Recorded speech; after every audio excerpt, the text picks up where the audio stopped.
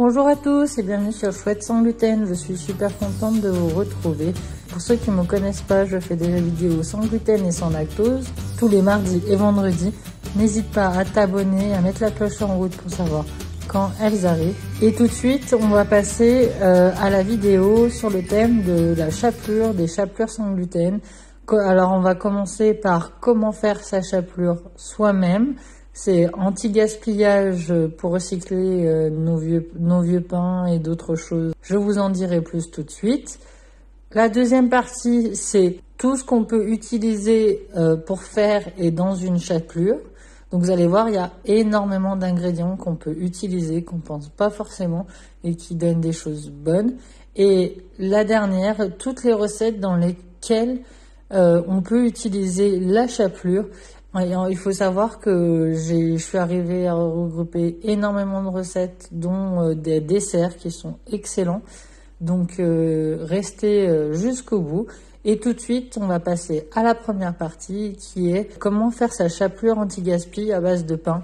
Alors cette chapelure anti-gaspi, celle-là vous pouvez la faire à base de tout ce qui est encore un peu humide, parce qu'il faut savoir que même si votre pain a séché, donc ça vous permet de l'utiliser autrement et de pas le jeter. Et vous pouvez aussi utiliser cette recette sur le pain de mie et sur le gâteau. Et oui, comme je vous ai dit, vous pouvez utiliser une chapelure dans certaines recettes sucrées, donc on peut même utiliser les gâteaux qui ont séché.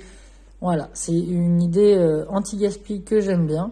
Donc le principe pour la faire, tout simplement, pour qu'elle se conserve jusqu'à 3 mois, je conseille de la passer au four pour la dessécher, tout simplement. Température douce. Alors, pour le pain, il y a différents types de chapelure et le pain de mie, c'est la même chose. Il y a la chapelure blonde et la chapelure brune. La chapelure blonde, c'est quand vous n'utilisez que l'intérieur, la mie. Moi, j'aime bien l'utiliser celle-là et la faire pour tout ce qui est nuggets, tout ce qui en fait qui va être recuit dans la poêle, car comme elle est claire comme chapelure, elle ne va pas brûler plus rapidement. Et tout ce qui est de la mie et de la croûte, c'est une chapelure brune, plus dans d'autres genres de recettes, parce que comme elle est colorée due à la croûte, elle va foncer plus rapidement si vous la passez à la poêle ou d'autres choses comme ça. Ensuite, on revient à comment faire notre chapelure. Donc, je vous disais, on passe au four pour une question de conservation, pour qu'il n'y ait plus d'humidité. Donc, une trentaine de minutes à 85 degrés. Vous pouvez mettre pendant que vous cuisez autre chose et tout. Ça vous évite d'allumer le four que pour ça. Et ensuite, bien sûr, on va mixer très très fin notre chapelure et bien la conserver dans un pot fermé. Et comme ça, vous en avez vous pouvez la faire pour sur 3 mois, vous pouvez l'utiliser sans souci. Maintenant, on va attaquer les idées chapelure. Alors, on peut faire la chapelure avec beaucoup de choses qu'on a dans nos placards.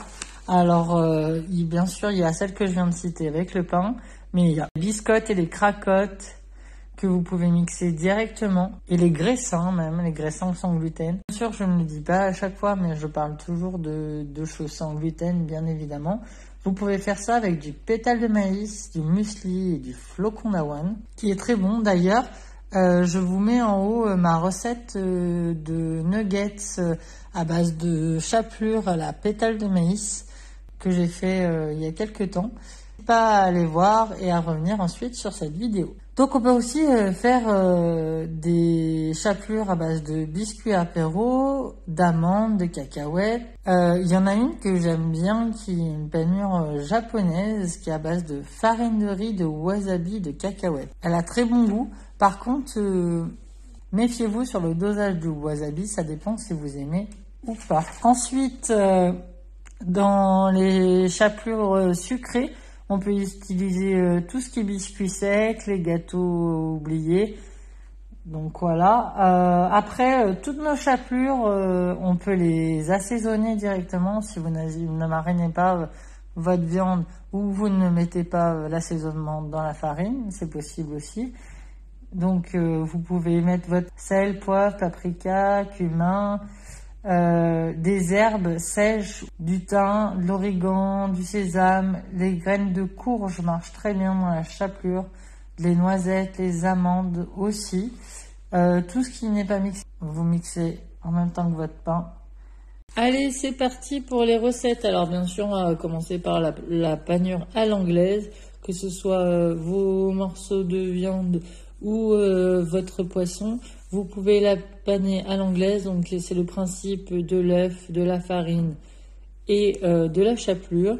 Donc on commence par la farine, on met une couche d'œuf et de la chapelure en dernier. On peut aussi utiliser l'œuf avec que le blanc, ça fait quelque chose de plus léger.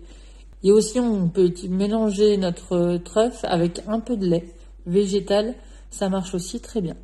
Avec ce principe, on peut paner tout ce qui est poisson pané, du rouget, on peut paner bien sûr des escalopes, les nuggets. Et après, on peut carrément aller aussi paner des légumes. L'aubergine se panne très bien, la tomate. Pour la panure à l'anglaise, j'utilise plutôt, si c'est la chapelure que vous faites maison avec le pain, plutôt la blonde. On peut utiliser aussi la chapelure pour mettre au-dessus du gratin à la place du fromage. On peut l'utiliser dans une sauce que j'ai découverte, une sauce italienne, c'est le penne à l'anchois. Alors mélange chapelure, anchois, capre. Ensuite on peut en faire un crumble. Alors pour faire un crumble sans lactose, soit vous mélangez 140 g de chapelure plus 5 g d'huile d'olive, ou vous pouvez mettre un tiers de margarine pour 2 tiers de chapelure de votre choix bien évidemment. Vous pouvez faire avec ça les coquilles de poisson, mettre au-dessus des tomates. Après on peut utiliser la chapelure pour apporter du moelleux à la place du pain dans les farces. On peut utiliser aussi la chapelure dans les fonds de tarte, qu'elle soit salée ou sucrée.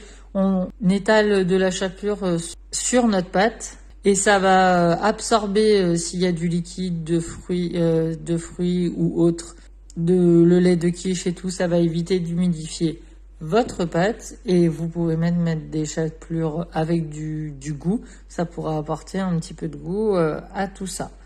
Donc on peut mettre dans la farce, comme je vous disais, dans les boulettes à la place du pain. Après, on va passer au dessert. Donc, on peut utiliser les chapelures de gâteaux, de biscuits secs, vos gâteaux. Vous pouvez faire un crumble, les mêmes recettes que pour les salés. Vous pouvez mettre au fond de tarte, comme je vous ai dit, pour imperméabiliser. Et en plus, si vous mettez un biscuit qui a du goût, ça apportera du goût à votre tarte. Vous pouvez y mettre aussi au-dessus de vos compotes ou de vos salades de fruits pour apporter un goût et un petit peu de croustillance. Vous pouvez les mixer un petit peu moins gros pour qu'il y ait un petit peu de croquant. Ça peut être sympa aussi. Et voilà, ça fait déjà pas mal. J'espère que ça vous a servi, que vous avez appris des choses. Et je vous souhaite un très très bon week-end. N'oubliez pas de vous abonner, de liker, de me mettre plein de commentaires. Et je vous fais des gros bisous. Et à très vite.